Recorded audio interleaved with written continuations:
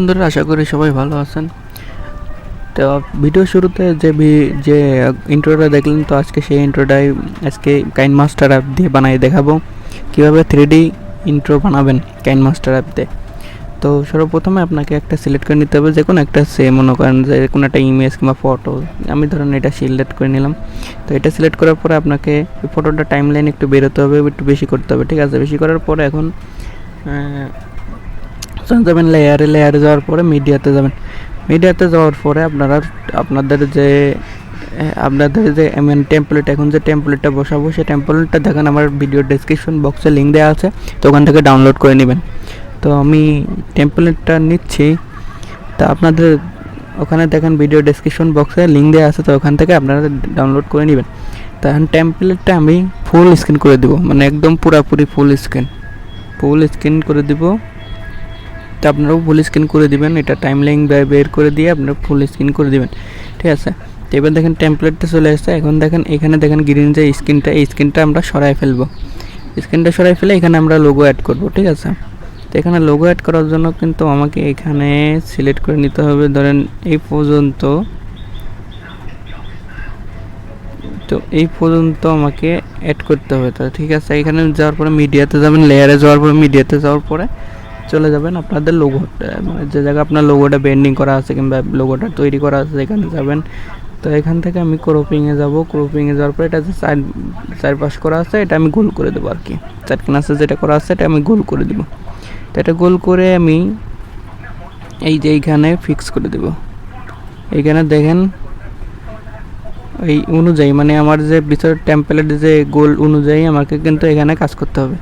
তো দেখেন একটু ছোট হয়ে গেছে, এই জন্য একটু বড় করে, এই যে হয়ে গেছে।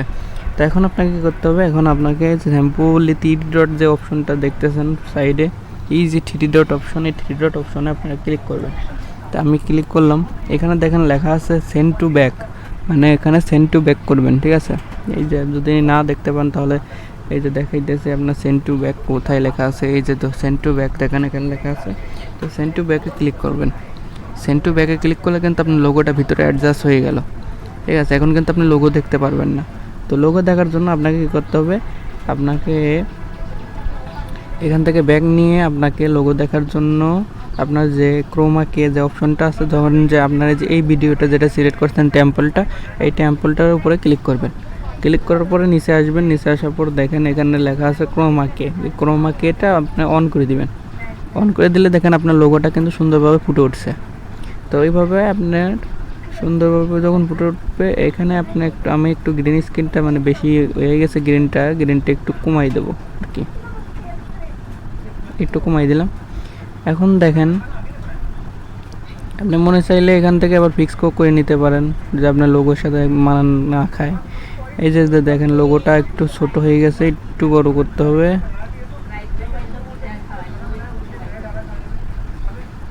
এখানে ফিক্স করে দিলাম। তো এখানে ফিক্স করার পরে এখন দেখেন যে এই লোগোটা পুরোপুরি করে দেবেন, মানে আপনার পুরো যে ভিডিওটা আছে ভিডিওটা পুরোপুরি করে দেবেন। আর পরে যে স্ক্রিনটা নিয়েছিলাম ওই স্ক্রিনটা এর সাথে অ্যাডজাস্ট করে দেবেন, একদম অ্যাডজাস্ট, ঠিক আছে। তো এখন দেখেন, আরে আমার সেটটা একটু স্লো কাজ করতেছে কিন্তু, আচ্ছা। এখন দেখেন এই লোগোটা একদম পুরাপুরি করবেন, মানে আপনার সেই অনুযায়ী লোগোটা করবেন। এই যে এখন দেখেন, এখন একটা পুরোপুরি হয়েছে। এখন দেখেন আপনাকে পুরোপুরি প্লে করে দেখানো হবে।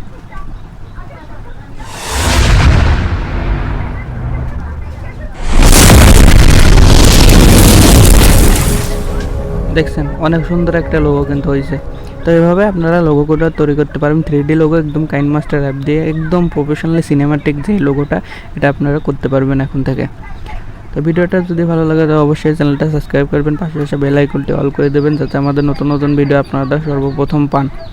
আর ভিডিওতে কোনো প্রবলেম হলে কিংবা কোনো জায়গায় ভুল ত্রুটি হলে ক্ষমার দৃষ্টিতে দেখবেন। আর কোনো জায়গায় কোনো সমস্যা হলে আপনারা আমাকে মেসেঞ্জারে নক করবেন, আমি আপনাদের সর্বোচ্চ উত্তর দেওয়ার চেষ্টা করব। ধন্যবাদ।